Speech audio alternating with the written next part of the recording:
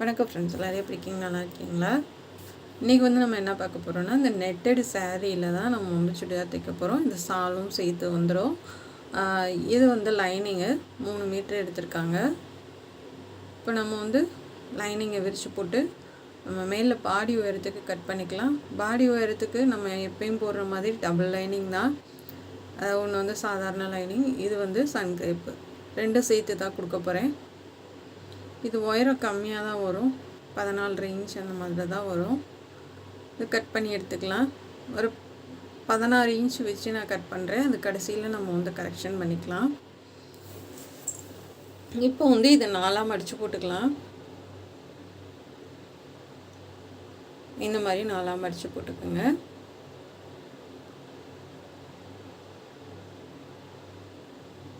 மொத்தம் உயரம் 44. குட்டையான பொண்ணு தான். சுற்றளவு 18. 18ல் பாதி 9. அதாவது இந்த பொண்ணுக்கிட்ட சரியான அளவு சுடிதார் இல்லாதனால நம்ம வந்து லாங் டாப்புக்கு 4 எடுத்துக்கிட்டேன். 13.5 இன்ச் உயரம். மொத்த உயரம் 44.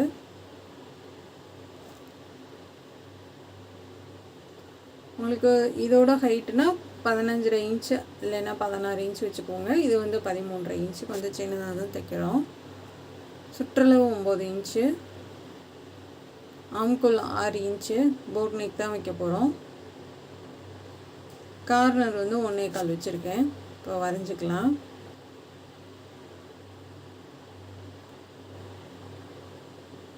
இப்போ இந்த பக்கம் 1 இன்ச்சு, மேலேருந்து கீழே 1 இன்ச்சு, சைடில் 1 இன்ச்சு மார்க் பண்ணிக்கோங்க. ஷோல்டர் கிராஸாக மார்க் பண்ணிக்கோங்க. இப்போ ஆம்குள்ளேருந்து கீழே கொண்டு வந்து சேர்த்தலாம். ஏன்னா ஒல்லியாக குட்டையாக தான் இருக்கும், அதனால் வந்து சைடில் நல்லா வளைச்சி கட் பண்ணிக்கலாம்.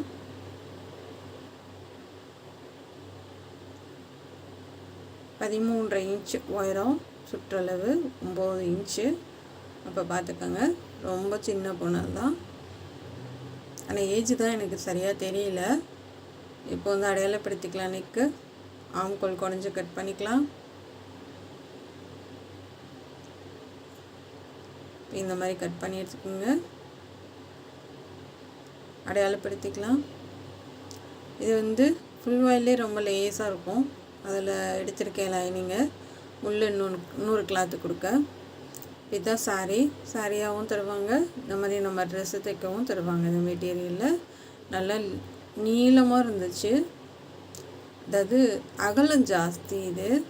அதனால் நம்ம உயரத்துக்கு எடுத்துக்கிட்டு மீதி இருக்கிறத வேஸ்ட் பண்ணாமல் மேல் உயரத்துக்கு எடுத்துக்கிட்டு கைக்கு அதில் கீழே கட் பண்ணிக்கிட்டு மீதி இருக்கிறத நம்ம சாலாக தைச்சிக்கலாம். ஆனால் இதில் என்னென்னா தைக்கிறதுக்கு ரொம்ப சிரமப்பட்டேன். ஏன்னு கேட்டிங்கன்னா தையலே விழுகலை. அதனால் இந்த மாதிரி மெட்டீரியல் கொடுத்தாங்க அப்படின்னா கொஞ்சம் கவனமாக தைங்க. 41 இன்ச்சுங்க. கீழே மடித்து தைக்கவும் சேர்த்து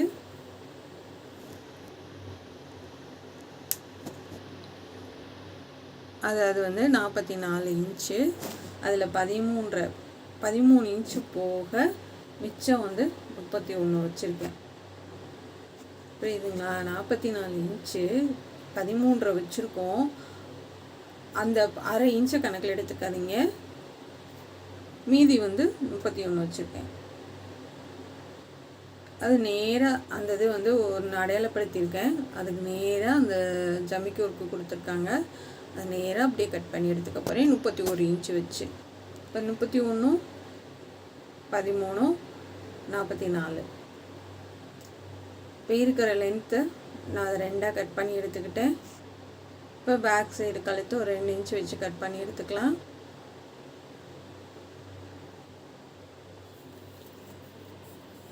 எக்ஸ்ட்ராவும் ஒரு 20 இன்ச் இருக்கும் எக்ஸ்ட்ரா. அப்போ பார்த்துக்கோங்க, ஒரு 50 இன்ச்சுக்கு நீளம் கொடுத்துருக்காங்க அந்த சாரியோட நீளம். அது என்ன கணக்குன்னு எனக்கு தெரியல, ஆனால் செம்ம நீளமாக இருந்துச்சுங்க. நான் இது வரைக்கும் அந்த மாதிரி பார்த்ததே இல்லை. வித்தியாசமாக இருந்துச்சு இந்த சாரீ. இது கட் பண்ணி எடுத்துக்கலாம். இதுவும் போட் நெக் தான். அகல வந்து 3.5 இன்ச் வச்சுருக்கேன். அதாவது அடியில் வந்து ஃபுல் வாயில், கொஞ்சம் லேசான ஃபுல் வாயில் தான் அடியில் கொடுத்துருக்கேன். மேலே வந்து சன்கிரேப் நம்ம கட் பண்ணோம்ல 13.5 இன்ச் அது கொடுத்துருக்கேன். சும்மா ஓடு தையல் போட்டு கட் பண்ணிக்கலாம். ஏன்னா நெட்டடுன்றதுனால பிள்ளைங்களுக்கு கொஞ்சம் இதாக தெரிஞ்சிருக்கும். அதனால் டபுள் லைனிங் கொடுக்கறது வந்து ரொம்ப நல்லது. ஃபஸ்ட்டு வந்து இதுக்கு நம்ம ஃபுல் வாயிலில் லைனிங் வச்சு கட் பண்ணி எடுத்துகிட்டு அதுக்கப்புறம் அந்த நெட்டடு கிளாத்தில் நம்ம வச்சு தைக்கலாம்.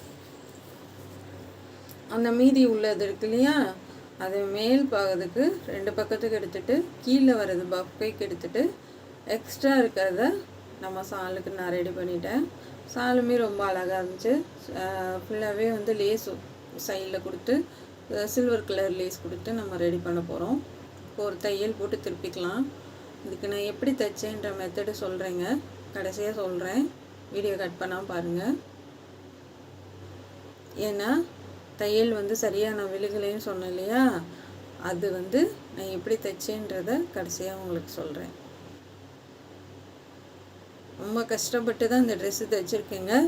நம்ம வாங்கிட்டோம், ஆனால் வந்து சும்மா வெறும்னு தைச்சி பார்த்தப்போ தைச்சது கொஞ்சம் தூரம் தைச்சேன். இது டவுட்டாக இருக்குது, இது தையல் விழுகுமோ விழுகாதோ அப்படின்ட்டு டவுட்டில் வந்து 2ஆக மடித்து ஓரத்தில் தைச்சி பார்த்தேன். இந்த மெட்டீரியல் வந்து தையல் விழுந்தது.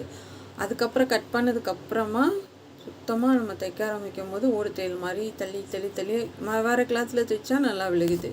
இதில் தைக்கிறப்போ என்னென்னா பனியன் கிளாத்து மாதிரி தையல் வந்து விட்டு விட்டு விட்டு வர ஆரம்பிச்சிடுச்சு. அதுக்கு நான் என்ன பண்ணேன் அப்படின்னா, மிஷின் ஆயில் இருக்குது பார்த்திங்களா, அந்த நண்டுக்கால் வந்து இதுக்கு மேக்ஸிமம் வந்து நம்ம ஆயில் விடக்கூடாது. 2 தையல் போட்டுக்கோங்க பேக் சைடுக்கு. இப்போ முன்பக்கம் வந்து நான் கொஞ்சம் டிசைன் பண்ண போகிறேன். சேம் வந்து டபுள் லைனிங் கொடுத்துட்டேன். இந்த மாதிரி நேராக கோடு போட்டுக்கோங்க. புரியுதுங்களா? ஸ்ட்ரைட்டாக கோடு போட்டுக்கோங்க. அதில் நேராக நம்ம கீழே வரைக்கும் கொண்டுட்டு போகிறோம். 1 இன்ச்சு மட்டும் கீழே கேப் விட்டுட்டு ஃபுல்லாக நம்ம வந்து கீழே வரைக்கும் கொண்டு போகிறோம்.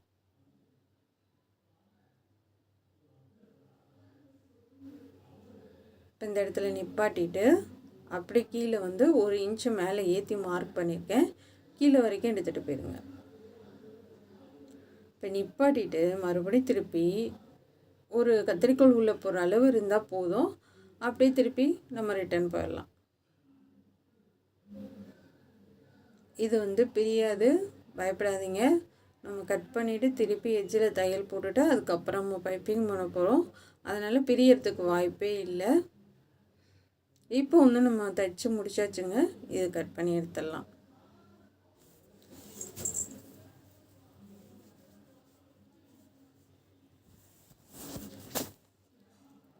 இப்போ நேராக கட் பண்ணிடுங்க.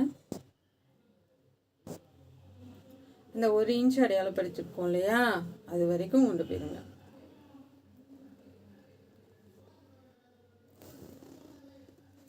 இப்போ வந்து கொண்டு போயிட்டு அங்கங்கே கட் பண்ணி விடுங்க. இப்போ திருப்பிட்டு எட்ஜிலே தையல் போடுங்க. நான் வந்து லைனிங் வந்து அது பைப்பிங் வந்து கொஞ்சம் நல்ல டார்க் கலர் ப்ரௌன் கலர் எடுத்திருக்கேன். ஏன்னா லைனிங் வந்து கொஞ்சம் லைட் கலராக தான் எடுத்து கொடுத்துருந்தாங்க. நான் வந்து கொஞ்சம் நல்ல டார்க் ப்ரௌனாக பைப்பிங் எடுத்திருக்கேன். இப்போ நல்லா தேய்ச்சி விட்டு நம்ம அந்த எட்ஜிலே தையல் போட்டு வந்துடலாம்.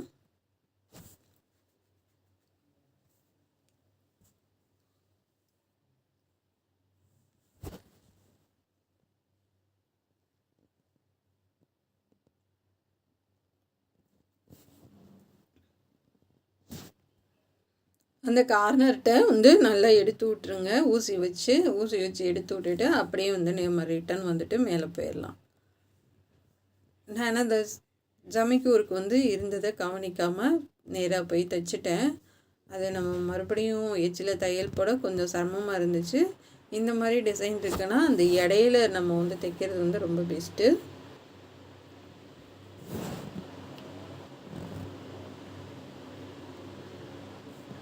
நல்லா கரெக்டாக எட்ஜில் போடுங்க, தள்ளி போட வேணாம். இப்போ போட்டு முடிச்சாச்சு. இப்போ நெக்கு நமக்கு கரெக்டாக வந்துருச்சுங்க.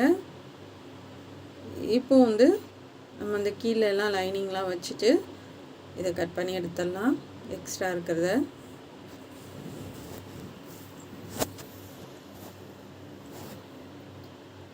இப்போ நான் சொன்ன மாதிரி டார்க் கலர் வந்து டார்க் ப்ரௌன் வந்து பைப்பிங் எடுத்திருக்கேன்.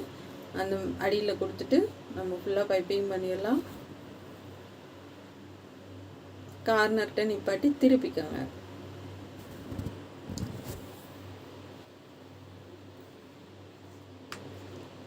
திருப்பிட்டு கீழே வந்து 1 இன்ச்சுக்கு விட்டுட்டு கட் பண்ணிவிட்டு மறுபடியும் 1 இன்ச்சுக்கு வந்து எக்ஸ்ட்ரா விட்டுட்டு தைச்சிட்டு ரிட்டன் போயிடலாம்.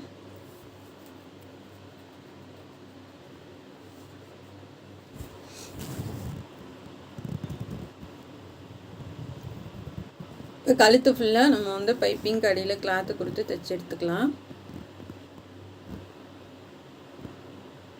ரொம்ப ஆனால் கஷ்டப்பட்டு தைச்சேன்னாங்க. ஆனால் ரொம்பவே அழகாக இருந்துச்சு. அந்த நண்டுக்காலுக்கு மட்டும் நம்ம ஆயில் விட்டுட்டு அதுக்கப்புறமா கொஞ்சம் நேரத்துக்கு நல்லா தைக்கும். நம்ம நண்டுக்காலில் வந்து இந்த மிஷினுக்கு வந்து நம்ம ஆயில் விடக்கூடாது தான். ஆனால் வேறு வழி இல்லை. ஏன்னா நான் என்னோடய பழைய மிஷினுக்கு நான் என்ன பண்ணுவேன்னா, இந்த மாதிரி தையல் விழுகாதப்போ நண்டுகளுக்கு மட்டும் ஆயில் விட்டு தைப்பேன். அப்போ கொஞ்சம் நேரம் நல்லா தைக்கும், தையல் விட்டுட்டு வராமல். அதுக்கப்புறமா கொஞ்சம் அந்த மாதிரி வந்ததுக்கப்புறமா அதுக்கப்புறம் மறுபடியும் ஆயில் விடுவேன். அதே மெத்தடை தான் இதுக்கும் ஃபாலோ பண்ணேன். தையல் நல்லா எண்ணெய் விட்டதும் கொஞ்சம் நேரம் நல்லா தைக்கும், விட்டு தையல் இல்லாமல். அப்புறம் கொஞ்சம் நேரம் கழித்து தையல் விட்டு வர ஆரம்பிச்சிடும். அப்புறம் மறுபடியும் எண்ணெய் விட்டு அப்படி தான் தைச்சேன். இந்த ட்ரெஸ்ஸு முடிக்க ரொம்ப கஷ்டப்பட்டேன். 2 நாள் ஆயிடுச்சு. நான் ஏன்டா வாங்கணும் அப்படின்னு சொல்லிட்டு அந்த பொண்ணு வந்து ரொம்ப கெஞ்சி கேட்டனால வேறு வழி இல்லாமல் வாங்கினேன். வாங்கிட்டு ரொம்ப கஷ்டப்பட்டு ரொம்ப தைச்சேன் நான். ஏன்னா 2 நாள் கஷ்டப்படுவேன் நான் எதிர்பார்க்கல. தைக்கவே இன்ட்ரெஸ்டே இல்லைன்னு வச்சுக்கோங்களேன். உங்களுக்கே தெரியும், நமக்கு தையல் ஒழுங்காக வரலைன்னா அந்த ட்ரெஸ்ஸு தைக்கிறது எவ்வளோ கஷ்டம் அப்படின்ட்டு நான் அன்றைக்கி ரொம்பவே அனுபவிச்சுட்டேங்க. இப்போ ஒன்று அடியில் வந்து ஒரு 2 இன்ச்சுக்கு கிளாத்து கட் பண்ணிவிட்டு அதை மடித்து சென்டரில் ஒரு தையல் போட்டிருக்கேன். அதை அடியில் கொடுத்து நம்ம தைச்சி எடுத்துக்கலாம். ஒரு தையல் போட்டு முடிச்சுக்கலாம். இதுக்கு வந்து நாட்டு அடித்து திருப்பிடலாம். இந்த மாதிரி ஒரு 1.5 இன்ச்சு அளவுக்கு கட் பண்ணி எடுத்துக்கோங்க.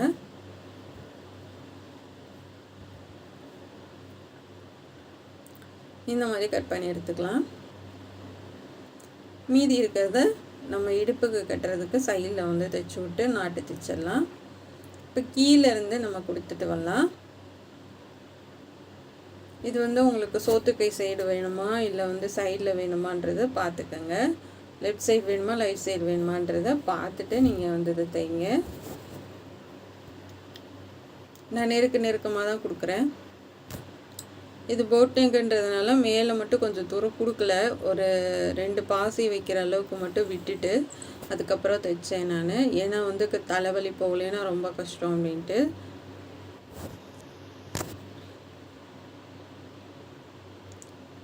ஏன்னா சின்ன பொண்ணுன்றது நம்ம லோ நெக் வைக்க முடியாது. முன்னாடி பின்னாடியெல்லாம் லோ நெக் வச்சிங்கன்னா ரொம்ப கஷ்டமாயிரும். அது மாதிரி இந்த மாதிரி போட் நெக் வச்சு நம்ம ஃப்ராக் தைக்கிறப்ப ரொம்ப அழகாக இருக்கும். இப்போ ஃபுல்லாகவே நம்ம முடிச்சிட்டோம். மேலே மட்டும் கொஞ்சம் டேப் போட்டிருக்கேன் நான் தலைவலி மாட்டுறதுக்காக.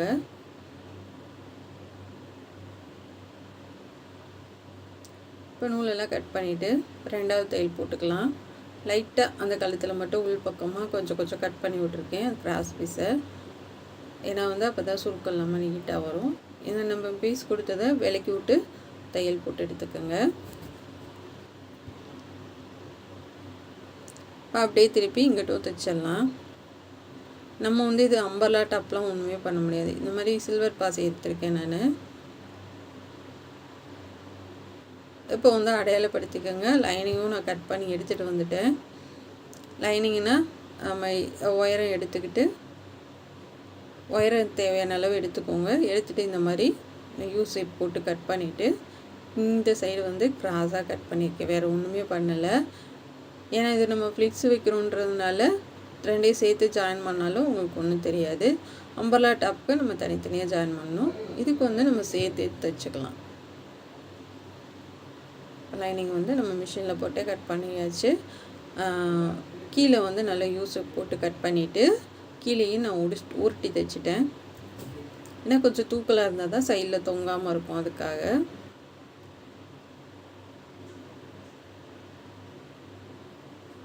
இதுக்கு நம்ம மடித்து தான் தைக்க போகிறோம் டாப்புக்கு.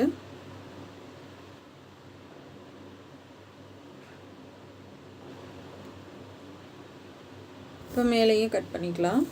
இந்த மாதிரி யூஸேப் போட்டு கட் பண்ணிங்கன்னா வந்து சைடில் வந்து தொங்காமல் உங்களுக்கு நீட்டாக இருக்கும். அதுக்காக தான் இந்த மாதிரி கட் பண்ணுறது. அந்த ஷேப் நல்லாயிருக்கும் நமக்கு. நாங்கள் மேலேயும் நம்ம யூஸேப் போட்டு கட் பண்ணியிருக்கோம். அதனால இதுவும் கட் பண்ணிங்கன்னா தான் நல்லாயிருக்கும். இப்போ லைனிங் உருட்டி தைச்சிடலாம். நம்ம கட் பண்ணதை அது ரெண்டாக கட் பண்ணி எடுத்துக்கலாங்க உயரத்தை. கீழே வந்து கொஞ்சம் ப்ளைனாக இருக்குது, அதை வந்து நம்ம மடித்து தைச்சிக்கலாம். இப்போ இந்த நாட்டு அடித்து தான் நம்ம உருட்டி தைச்சிடலாம்.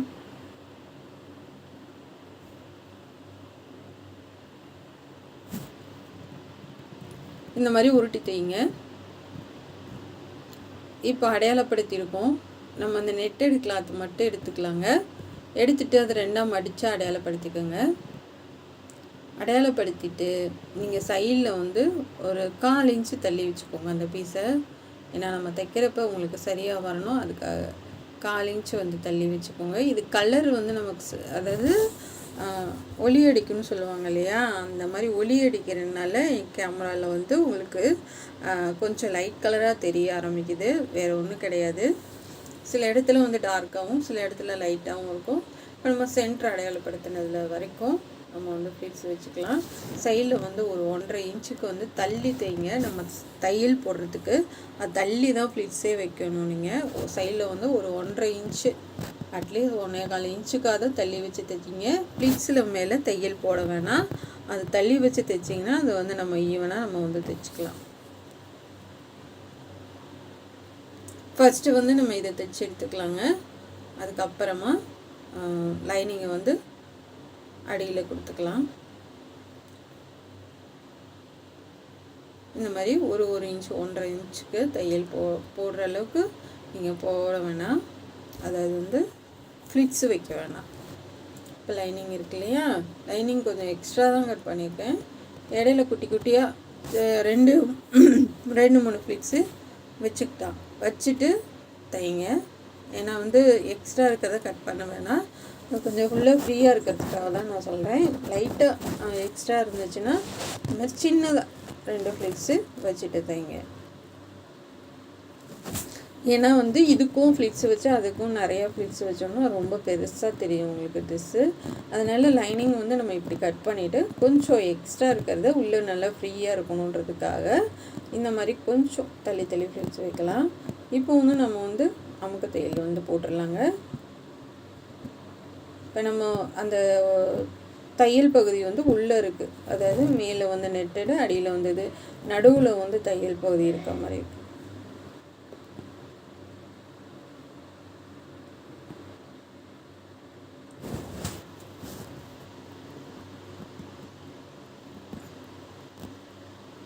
இப்போ வந்து நம்ம கை கட் பண்ணிக்கலாங்க.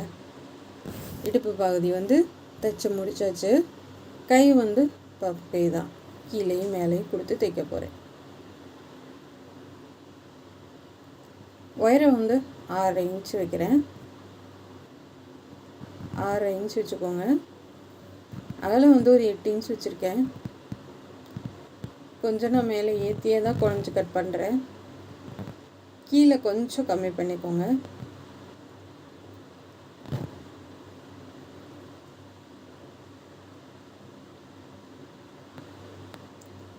இந்த மாதிரி கட் பண்ணி எடுத்துக்கலாம்.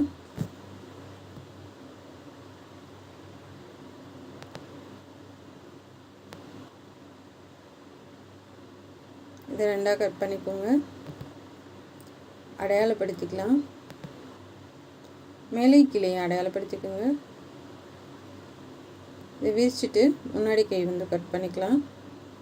இது ஆம்கோல் சின்னதுன்றதுனால 8 இன்ச் அகலம் போதும். இப்போ முன்பக்கமாக அடையாளப்படுத்திக்கலாம். இப்போ கைக்கு வந்து ஓடு தையல் போட்டுக்கலாம். கைக்கு வந்து சிங்கிளாகவே போதுங்க. சன்க்ரேப் வந்து சிங்கிளாக தான் கொடுத்துருக்கேன், போதும். லைனிங் வச்சு எடுத்தாச்சு. இப்போ இந்த பக்கம் வந்து சைடில் இருந்து ஒரு 5 இன்ச்சுக்கு அடையாளப்படுத்தி சென்டரும் அடையாளப்படுத்தி நம்ம எதுலேருந்து ஃப்ளிட்ஸு வைக்க போகிறோம் அப்படின்றதையும் அடையாளப்படுத்திட்டு ஃப்ளிட்ஸ் வைங்க.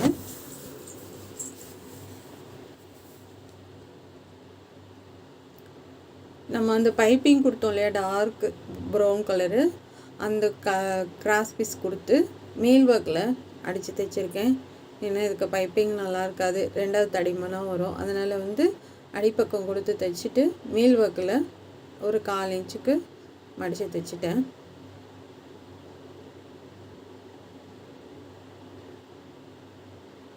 இந்த மாதிரி நல்லா உருட்டி தைச்சி விட்ருங்க.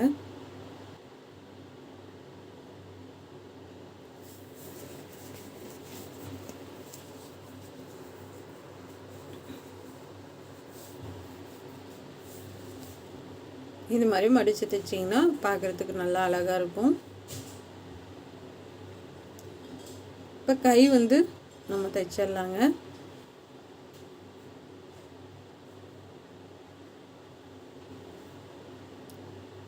தைக்கும் போது அந்த சென்டர் அடையாளப்படுத்தினது ஷோல்டருக்கு நேராக வரணும். அந்த மாதிரி ஃப்ளிட்ஸ் வச்சுக்கோங்க.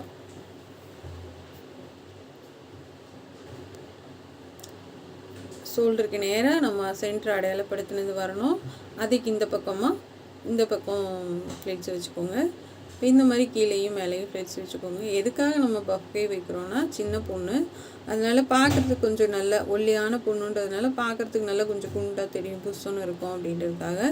நெட்டடுன்றதுனாவே நமக்கு படிஞ்சு தான் கொடுக்கும், குண்டாக தெரியாது. அதனால் கை மட்டும் பஃபே வச்சுருக்கேன்.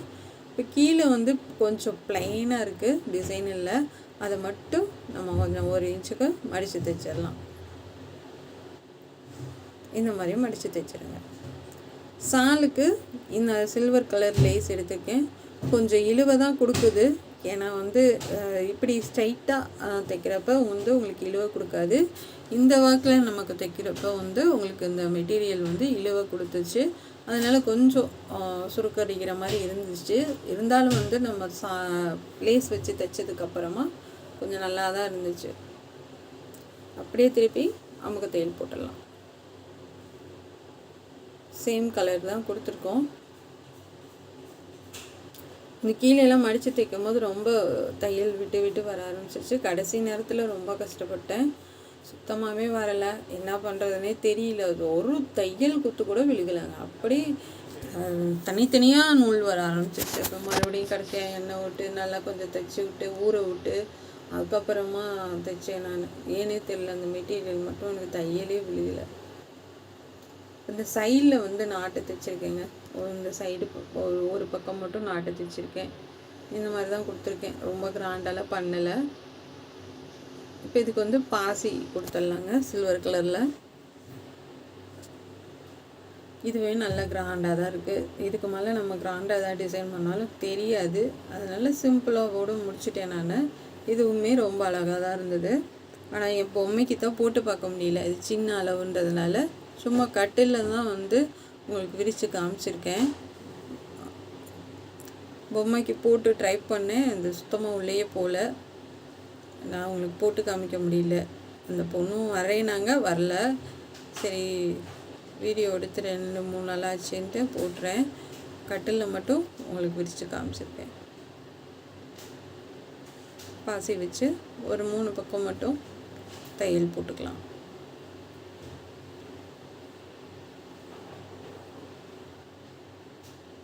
நல்ல ஜிகு ஜிகு ஜிகுன்னு அழகாக இருக்குது. நைட் டைமில் ஒரு ஃபங்க்ஷனுக்கு போகிறதுக்கு இந்த ட்ரெஸ்ஸு ரொம்ப சூப்பராக இருக்குங்க. கஷ்டப்பட்டாலும் ஃபினிஷ் பண்ணதுக்கப்புறம் கொஞ்சம் சந்தோஷமாக தான் இருந்துச்சு. இதுதான் ரொம்ப அழகாக இருக்குது பாருங்கள்.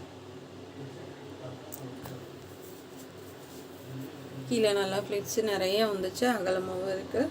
இந்த ட்ரெஸ்ஸு ரொம்ப சூப்பராக இருக்குது. ஒரு அழகான ஒரு ஃப்ராக்கு. கண்டிப்பாக உங்களுக்கு பிடிக்கும்னு நினைக்கிறேன். பிடிச்சிருந்தா சப்போர்ட் பண்ணுங்கள், சப்ஸ்கிரைப் பண்ணுங்கள். இந்த சால் ஒரு சைடு போட்டுக்கலாம். நம்ம சேனல் பார்க்குறதுக்கு நன்றி. Thank you friends.